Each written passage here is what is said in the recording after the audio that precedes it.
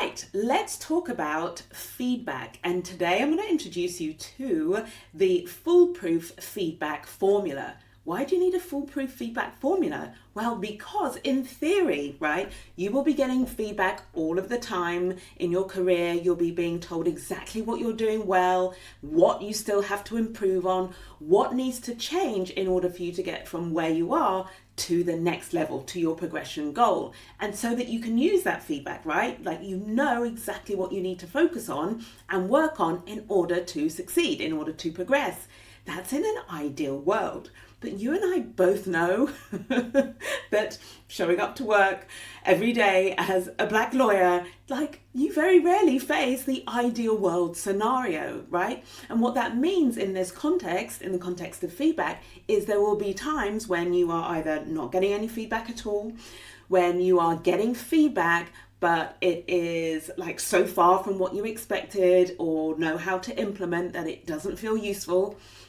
Or you're getting feedback where it seems as though the person has your best interests at heart, but actually they haven't done the thinking, they haven't properly engaged with where you are in your career and where you want to go, and they aren't initially or sufficiently invested in your progress to give you feedback that you can do something with. And it's that particular scenario that I'm talking to today.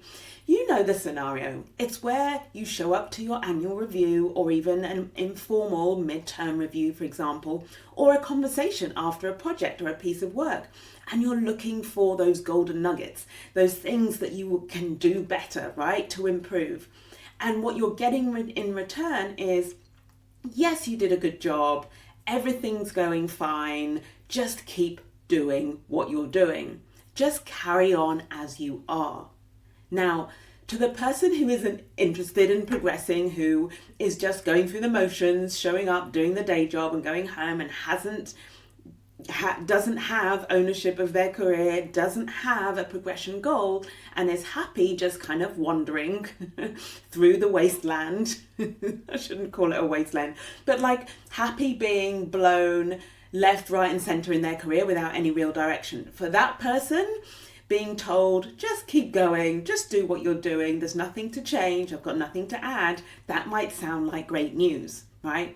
But when you want to progress, and you've got your sights set on a promotion, then it's a very different story. What's absolutely critical and what you're desperate to have are those clear indicators of, yes, what you're doing well, but most importantly, of all of the things that you can be doing better, all of the things that you are expected to be doing to the level of that next promotion, the one you're looking for. So you want feedback that is useful, is constructive, something you can take away and do something with and implement. And being told, yeah, keep doing what you're doing fine, is not that. It isn't something concrete you can take away and implement. It's very frustrating. So that's what I want to talk to today.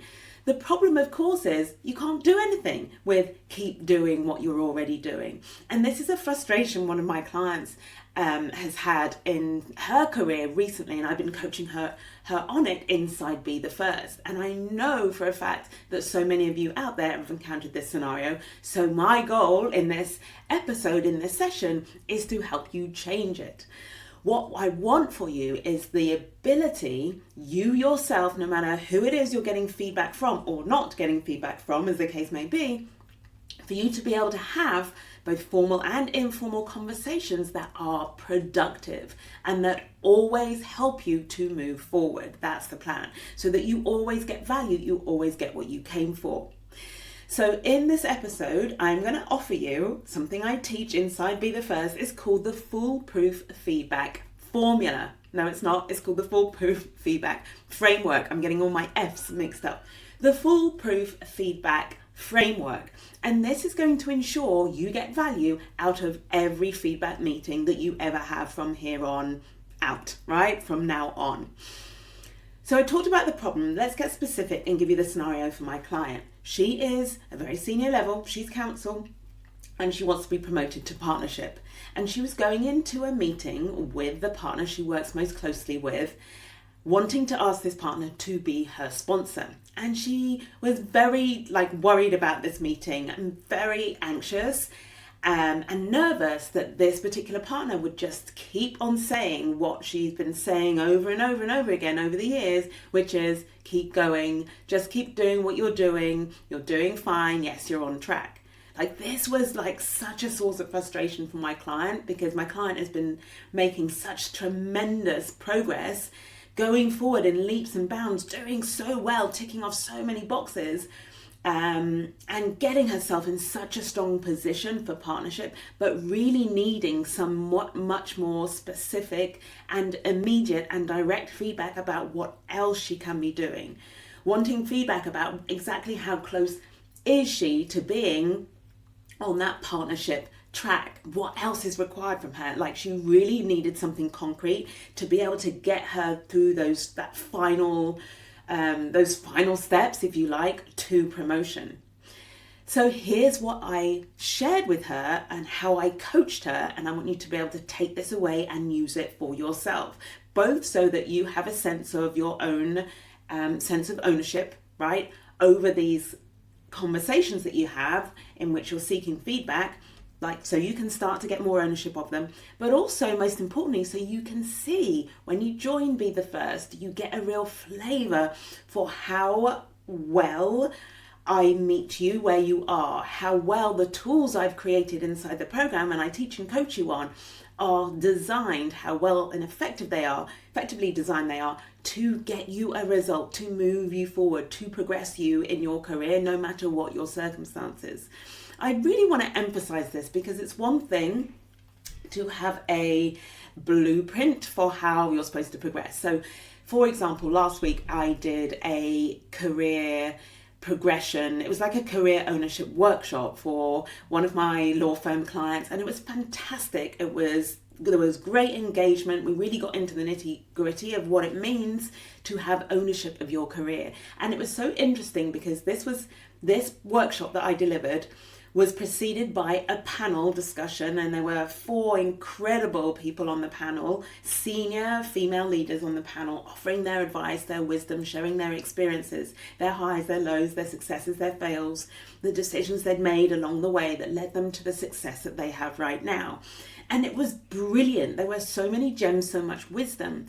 But what I want to add, and what this particular law firm did so well, is they tagged on the back of that panel discussion a very practical, focused workshop that required participants, those in the room, of all levels, mind you, right from junior level all the way up to partner. It was actually requiring them to put the wisdom and put the thinking that they had developed or been doing on the back of the wisdom they'd heard from the panel, put that into some sort of like process, into some sort of practical strategy, so that leaving the session, leaving that career day, they actually had a plan for what they were going to do next, and a commitment to implement that plan, so that they're actually moving forward. It is the difference, my friend, between knowing what to do and actually implementing it. The best example is when you have a cookbook. I have so many cookbooks. So I have so many lists of ingredients and recipes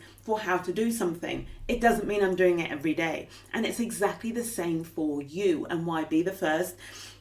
Well, perhaps the number one reason why Be the First, there are lots of reasons why it's so powerful, this program, and so beneficial to you in your career.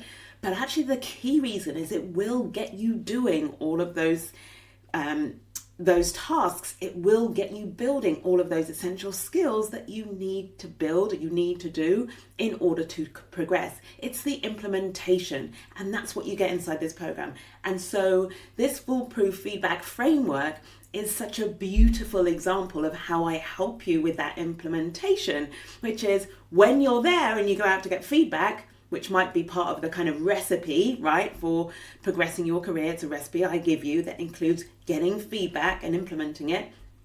What happens, you go out and implement it, and you try to get the feedback, and they turn around to you and they say, yeah, just keep doing what you're doing. This is the moment, my friend, when you want a coach. This is when you want the tools that I've created for you.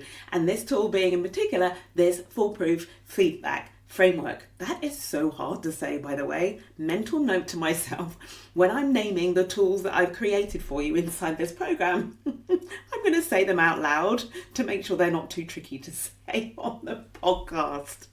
So bear with me as I get my tongue around this tongue twister. The Foolproof Feedback Framework. You try saying that really quickly 3 times.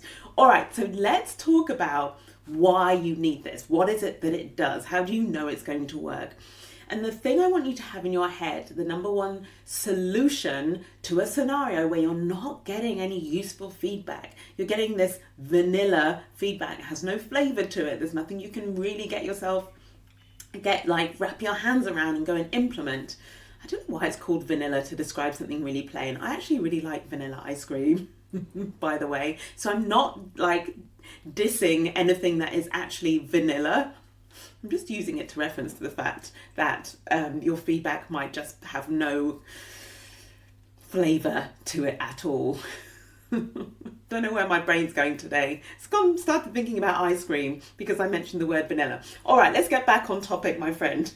The solution is, whenever you're in this scenario where somebody keeps giving you this vanilla feedback you can't do anything with, the solution I want you to have in your head, Caroline's given me the answer to this situation, and the answer is, I will get what I came for. This was so powerful for my client. I'm like, this is the thought that you want to have going into your meeting, your upcoming meeting with this partner. I'm going to get what I came for. I want you to think about how it changes your mindset and your approach and your preparation to a meeting when you have this such a strong sense of ownership over it, whereby no matter what is said, you are going to get the result you want. So you're going to get the feedback that you need to move you forward, regardless of what the other person brings to the table. Like, can you hear how much ownership there is in that? It's not, oh, well, I'm hoping to get X, Y, and Z. Oh, I really hope they don't just say, keep doing what you're doing. That's where my client was. But when I switched her to this mindset and this kind of really powerful thought and commitment to getting what she came for, it completely changed her approach to this meeting and how she showed up in the meeting, what she asked for, and everything she went through, and how she directed the conversation. And I'm going to tell you how to do that. We use this Foolproof Feedback Framework. It works if I just say it more slowly. Okay, so let's talk about the framework. There are 3 parts to it. There's the before the meeting, right, where you're going to have this feedback. There's during the meeting, and then there is after the meeting. So there is work that you want to be doing before, during, and after to ensure that whatever feedback starts to come your way, you are always going to get what you came for. And it's foolproof because if you follow what I teach you and you implement these 3, the steps I give you in these 3 different parts, you cannot fail. You will get feedback that is extremely useful for you and will help you move forward. So let's talk about what those 3 parts are. I'm going to break it down for you and exactly what needs to happen in each. So part 1 happens before the meeting, and it starts way before.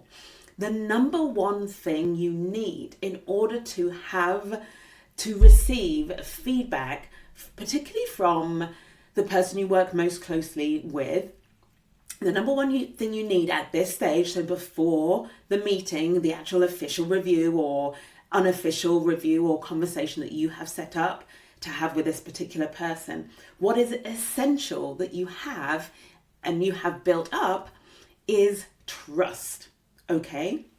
Trust on their part. In other words, that they feel safe giving you feedback.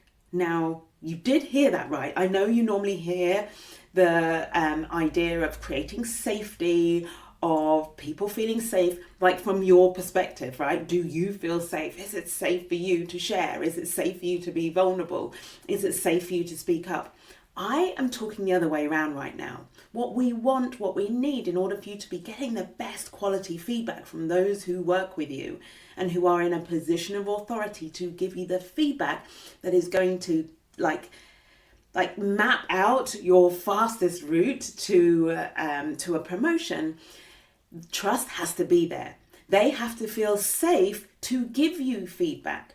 This is something that happens and is a challenge with our community, and I want you to pay very close attention to it. If you are somebody who is extremely sensitive to feedback, if you are someone who is very defensive in the face of feedback, if you are someone who is like very sensitive in the sense of crying in response to feedback, if you are, let me think of other scenarios. So you're either really defensive, or maybe you're really sensitive and like emotional in response to feedback. Maybe you hear feedback and you completely override it or disagree with it, but not in a sort of mature conversation, let's talk this through way, but in a kind of, I refuse to entertain it. If this is who you are when you are given feedback by anyone, I want you to know that this will impact the effort that other people put into giving you feedback and their willingness to voice that feedback to you. It means that instead of sharing genuine feedback with you that you absolutely want to be aware of, you want to know what they think of your work, what they think of you, what they think about your prospects for promotion. So if you want them to be able to share that with you, you have to make it safe for them to do it. I know so many senior lawyers and partners, I've had so many conversations of this nature, where they actually don't feel like it's safe for them to give you feedback, you as a Black lawyer, where they're so nervous about how that feedback will land, be received, that actually they'd rather not risk it. We saw this a lot during the immediate post-George Floyd era, where there was so much sensitivity around race, around language. There was so much volatility, I almost want to say, in the workplace around microaggressions and this, and we were talking about allyship and the awareness of things that are inadvertently said to Black lawyers that land very badly or are actual microaggressions. And there was then the sudden withdrawal by so many, let's say, white partners or white senior lawyers who are like, well, I don't want to get in trouble. What if I say this, am I going to be at risk of being called out for bias? I'm just giving you examples of just taking you back to a time when really it made a number of people with great intentions and who would otherwise have been very forthcoming in their feedback to you to help you progress. It made a lot of them reticent to share that feedback with you for fear of the repercussions, for fear of saying it wrong, for fear of how you might react. So, my friend, the first thing I want you to do as part of this first stage of the Foolproof Feedback Framework, the first thing I want you to be thinking about is creating safety, building trust. Here's how I recommend you do that long before you even get into the room to have a review. Or even if your review is next week, it's something you want to be thinking about all the time. Be someone who always invites feedback. Okay, make a habit of inviting feedback informally after deals, after meetings, whatever it is. So create this sort of habit, this natural dialogue around feedback, and so that you're sending the message that this is something you are open to and you welcome, and you are like you have all this gratitude for because of how much you value it. So the first thing is to invite feedback. Do it regularly and informally. All the time, like on a regular basis, to create this natural, make it a natural part of your relationship that you ask for feedback. The second thing is to receive that feedback. That means not being immediately defensive. It means being willing to take it away and look at that feedback, being willing to implement that feedback, being willing to look at it and make sure you understand it and can properly evaluate it, rather than being defensive or ignoring that feedback. So you invite it, you receive it, and then the third one is to implement, okay? So that's 3 ways in which you can be building trust all the time, all throughout the year, in between your reviews, right? Making it safe for the people who are more senior to you and who are in a position to give you great feedback, making it safe for them to do so. So building trust, creating safety for them is the first step in the process of what you do before the review, before your feedback meeting, okay? The second thing I want you to do is to prepare for your feedback meeting. Prepare for your review, of course. So many of you know and would always plan to do this. But here are some guidelines about what you want to prepare. Prepare what it is specifically that you want. The more specific you can be, the easier it is for the person in that meeting to give you what you want. The easier it is for you to get what you came for, because you're already clear in your mind what you came for. I love this expression. I learned it from my coach in the US, get what you came for. In order to do that, you have to ask yourself, well, hang on a minute, what is it exactly that I do want? So answering that question first and being able to say specifically what it is you're looking for is going to be really useful. Remember, we're still in the preparation stage, but this is about you getting clear. Secondly, do a self-evaluation. Like, what's your view on where you are? What's your view on what is missing for you? What's your view on how close you are to that promotion on a scale of 1 to 10? And what's your view, if that number is a 7, on what it would take for you to get from a 7 to a 10? Show that you have thought about it. Show that you are aware. And this again is going to mean, it's just going to make it so easy for the person you have the meeting with to meet you halfway, right? You've already done so much of the thinking. And that way it's going to be so easy for them to be like, well, actually I agree with your points 1, 2, and 3. But on the other hand, I think you're doing this particularly well and you just need to keep doing what you're already doing in this area and focus all your attention on improving another area. It just makes it so simple for them to respond when you have, well, it's easier to respond to what you've offered as a suggestion versus generate and originate it themselves. Some of the people you work for, some people who give you feedback will do that. And it will be fantastic when they do. They originate the feedback themselves because they've thought it through. But what I'm teaching you is a framework that you can use in any scenario, including the one where you're sitting in front of someone who hasn't given it much thought, hasn't done any useful preparation on your behalf before the meeting. This way do you remember I talked about having ownership of that feedback meeting? You are still in ownership and you can guide it. You can take the reins and guide them to the answer. Okay, so this self-evaluation is really useful. Another thing that works really well for my clients, and this is I definitely recommend you doing this if you're able to, and that is to get a pre-review meeting. This is more when you are anticipating a formal annual review or biannual review. If you can sit down with the person in question or people in question beforehand to get a heads up of the kinds of things that they will be bringing up or sharing or expecting to hear from you, this is going to be so valuable. And likewise, you'll be able to share from them and they will be able to go away and think about exactly what it is that you came for, right? That you want from this meeting. So any way you can get a pre-review meeting in before the actual review or the actual feedback meeting, that's going to be so useful for you. I know for a lot of my clients, this has helped tremendously.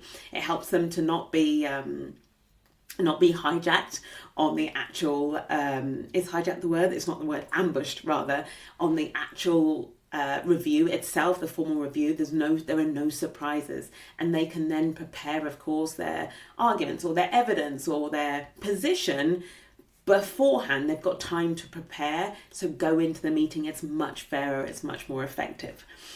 Okay, so those are two things to do before the meeting. There's one more before we actually get to the meeting itself. This is super important, and for sure, based on the coaching that I've been doing inside Be The First, this is not something you think about.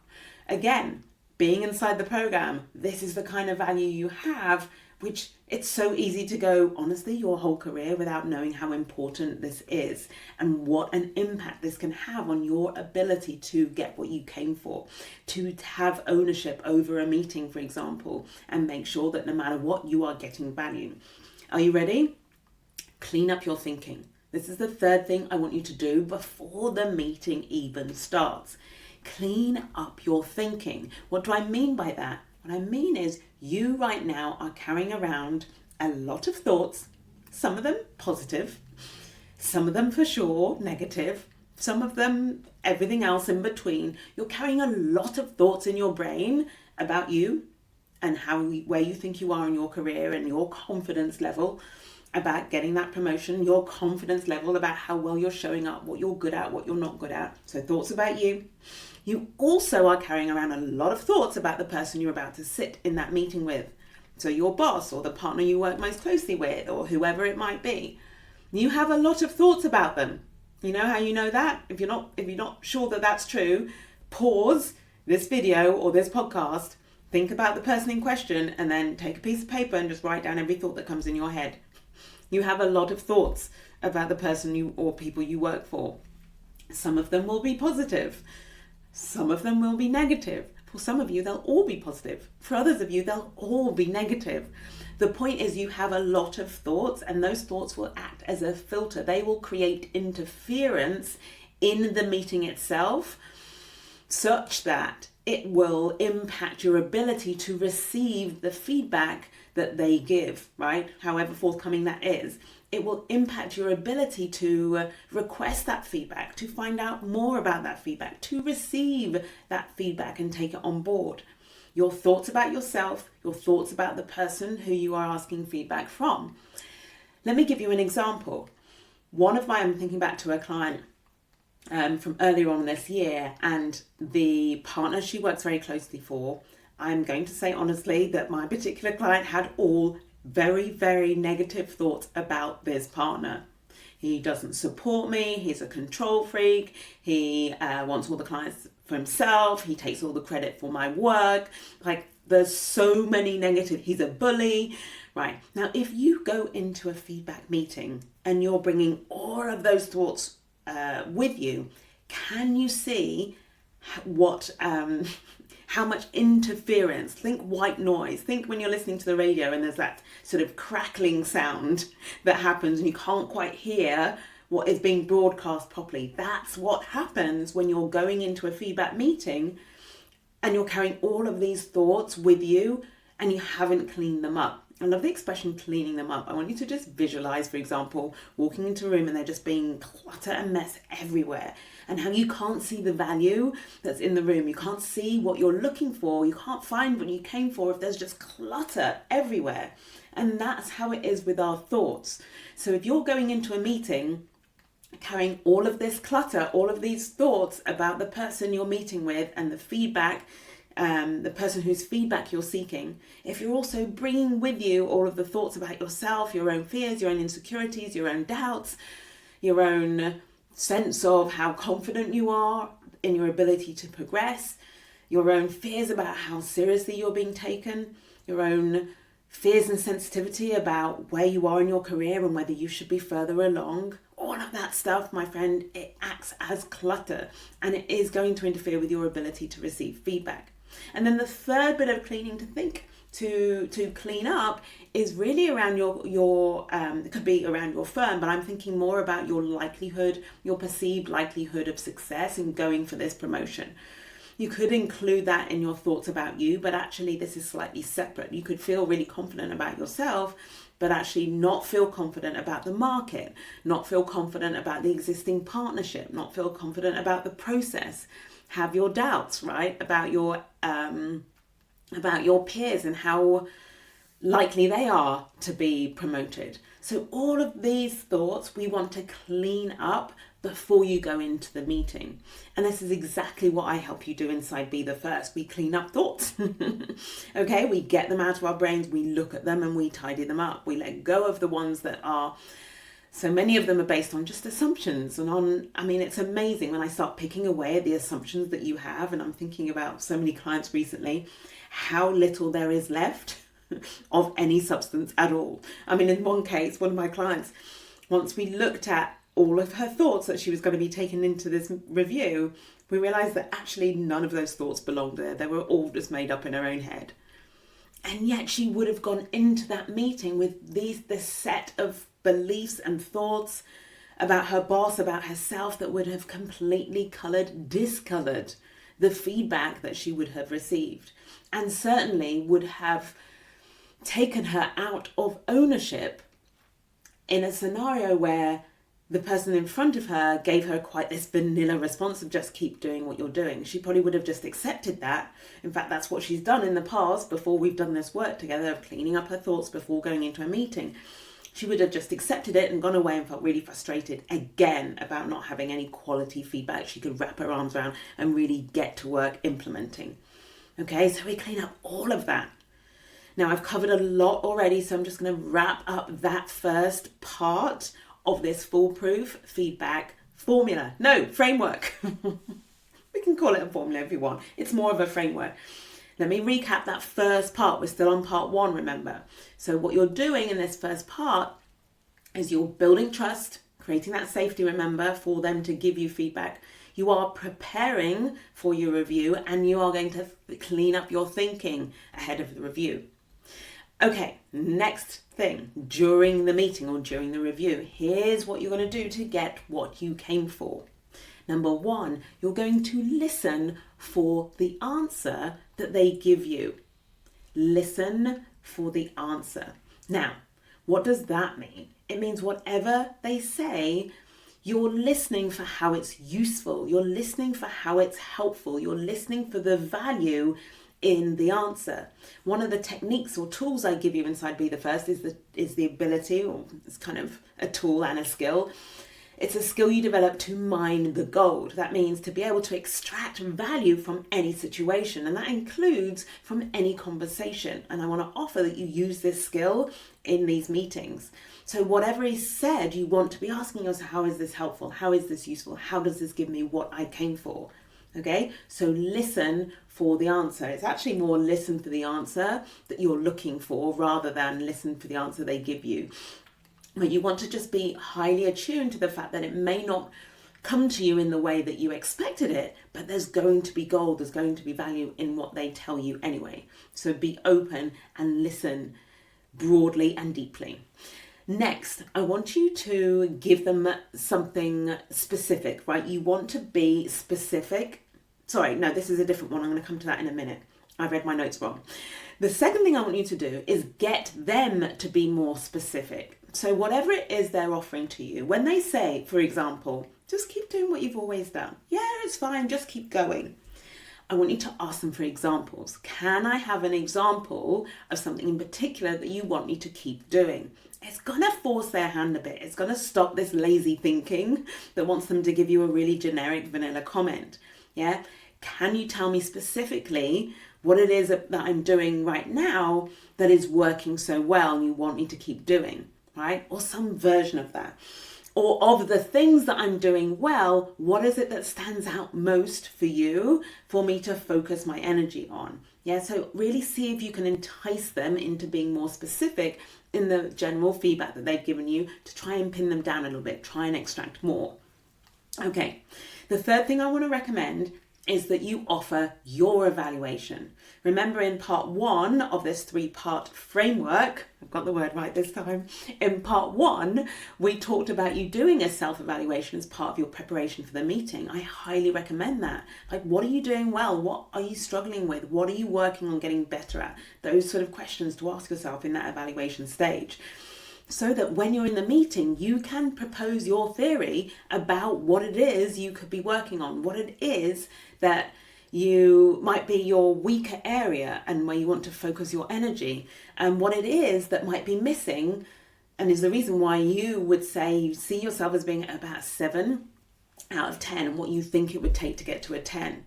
I want to offer, it's so interesting, so my youngest son, his name is Max, so the school he goes to, they have, as all schools do, these sort of parents' evenings, or they don't call them parents' evenings, I can't remember what they call them, but it's basically a 5-minute chat with each subject teacher. Max is doing first year of GCSEs, by the way. It's a 5-minute chat. It's like an equivalent of a parents' meeting, and it happens online. And the way they run these, what are they called? I can't remember what the name they give them. Let's just call them parents meetings. The way they run these parents meetings is so interesting. Basically, the teacher comes on. I'm sat here with Max next to me, and the teacher they practically just fold their arms and they go, right, Max, take it away. And then my son has to then talk for basically 4.5 of the 5 minutes. That's how it seems to evolve.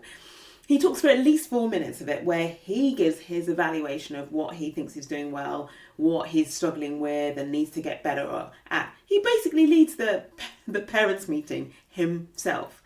Now, he's 14. I'm so impressed. This is like the second year he's had to do it. It's agonizing for him, right? He's got his mum sitting next to him and there's the teacher on the screen. But this is what he has to do. And what I will say is the confidence that is building in him to actually, and also the skill set, to actually evaluate where you are yourself and actually suggest it and offer your view of what you need to work on, what you need to improve on, and where your strengths are, where your weaknesses might lie that you can focus on.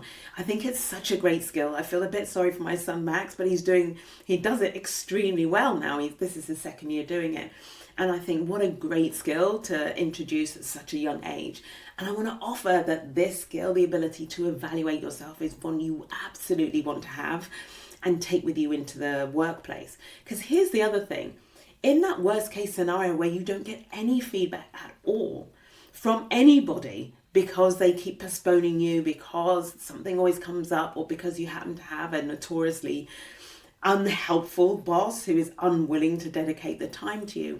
And by the way, because there's often so much time between your formal reviews, you absolutely want to have the ability to evaluate yourself and have a sense of where you are and be able to act on your own hunch, your own theory about what you need to work on. This is a great skill to have. It's going to stand you in such good stead, and it's going to mean you're never going to be held hostage to either a lack of structure around, formal structure around reviews, or be held hostage by a partner who doesn't show sufficient interest to actually give you feedback. Okay, I just want to offer that. So back to what's happening during the meeting then. The self-evaluation you've done beforehand, this is where it comes in. This is where you want to offer your theory. This is where you want to be like my son Max, right? Make it so easy for them to pick up on what you're doing well, what you think you need to be working on, right? And to therefore offer suggestions and can see, again, it's all about making it easy for them to suggest what you can be doing in addition or doing more of to help you progress. Again, it's taking them out of the vanilla because you've come with something really concrete. The next thing on my list to recommend to you is that you get their buy-in. And what I mean by that is you highlight the things that they have already done or been doing from a feedback perspective or from a leadership perspective that is very helpful for you. So if there was a time, for example, prior to a meeting with a client where they briefed you on something or they recommended a course of action and that turned out really well for you and you benefited from that, I would offer that. I would give them give that as an example of something that a bit of feedback or a bit of guidance that they gave you that was so great and so useful. What that's going to do is it's just going to get their buy-in. It's going to bring them on side. It's going to effectively flatter them and tell them that you recognize what they were already doing to support you. This worked really well for my client. She really did have lots of examples of ways in which her boss had been really supporting her and being helpful and giving her more opportunity to show what she can do and show leadership. And by sharing that with the boss, it was really clear how much her boss was willing to open up and offer more suggestions. So I've called that getting their buy-in. You could call it bringing them on side, however you want to think about it, but giving examples of what they're already doing well, effectively reviewing them. This is what you're already doing well for me. This is great. Can you do more of it? Or can you keep doing it? And can we add something else? Again, can you hear the ownership in this conversation? Can you hear how you're getting what you came for, but you're doing so by keeping that person on board, on side, making it really easy for them. Next on my list is that you be specific. You ask for what you want. If this is a sponsorship conversation, as it was for my client recently, you have to absolutely be willing to say, will you be my sponsor? Don't dance around it. Don't think it's practically obvious. I want you to have the confidence and the courage to say it. If you don't have the confidence to say it, I want you to find the courage to say it. Will you be my sponsor? If you've paid attention to what I've said or how I've recommended that you act in the first part of this framework and in this part of the framework where you're in the meeting, so if you've done the groundwork and you're in the meeting now and you've had all of that self-evaluation and you've been listening and you've been responding, then to be able at the end of that conversation to say, will you be my sponsor? Right? That should feel very easy. It should feel very natural. And even if it doesn't feel very easy, it will be natural on the back of a much more productive conversation. But be willing to be specific. And if it feels ick, if it feels cringe, be willing to feel the cringe, my friend. This is the way forward. A willingness to feel the cringe, right? Ask for what you want. And make that question direct. So there's no ambiguity, there's no confusion. And then 2 last things. Then share your commitment to implementing whatever feedback you receive, because you will have had feedback if you followed these steps. So share your commitment, your plan to implement it. Like literally, I'm going to do that. That's going to be my focus for the next 3 months. And tell me what you see. I'd love for you to let me know. Feedback to me 3 months from now, or anything you notice along the way. That could be the kind of conversation you have. So there's sharing your plan to implement. And then the final step is to book a follow-up. I highly recommend it. Can we touch base 3 months from now on this? I'd love to get your reviews. I'd like to get your feedback. I'd like to get your help on how I'm progressing, how well I'm doing in this area. It doesn't matter what it is, but get your follow-up booked in, however informal. Okay, that concludes part 2 of this Foolproof Feedback Framework. Let's move to part 3, which is what happens after the meeting, the follow-up. It's so important. Number 1, thank you. Like the thank you follow-up it's so quick, it's so easy. A quick email, it doesn't matter what it is, give them recognition for the feedback that they have given you. It is valuable. It is key to your progression. And if they've given you feedback, which they will have done if you follow this framework, then you want to show your gratitude, because of course, when it's appreciated, they're going to be even more willing to give it to you in the future. Remember, I said about building trust, that's where we started. And then last but not least, keep them updated as you implement, right? Not excessively so, not in a needy way, don't harass them, but a general update. Like if you have a win, you have a big success in a particular area that you're working on, like flag it for them, celebrate it, share it with them.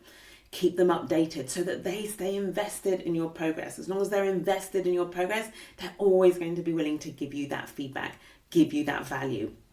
And the result is you will always, my friend, get what you came for. You will always get value from those feedback conversations, no matter what happens. Even if the first attempt is to give you a vanilla response, you're going to have all of these strategies that I've shared with you today to be able to turn that into something concrete, into something valuable, into something you can actually implement that will move you forward.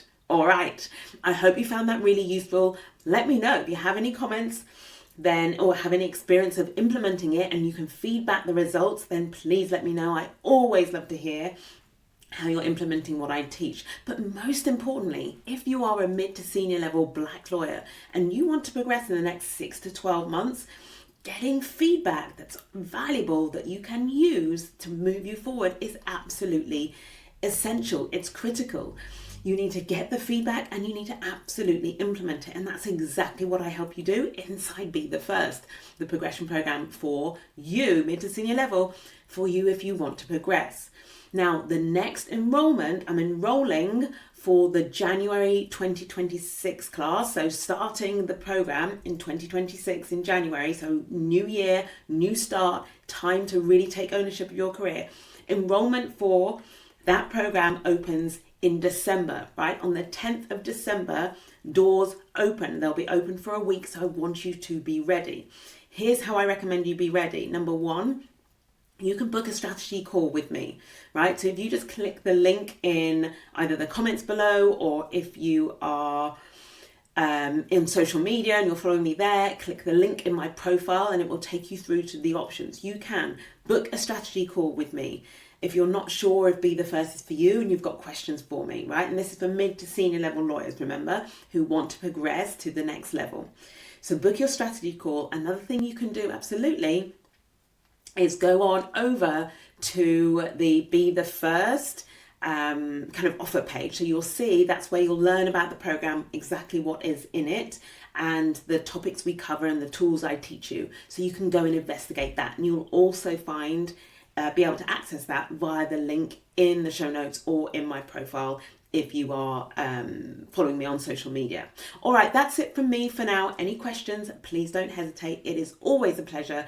I will be back with you this time next week, back on track with the podcast after a very, very busy few weeks, but I can't wait to be bringing you more and more value and getting you really warmed up and ready to enroll. Get your career really off to a fantastic start in January 2026. I cannot wait. That's it from me. Have a beautiful week. Bye for now.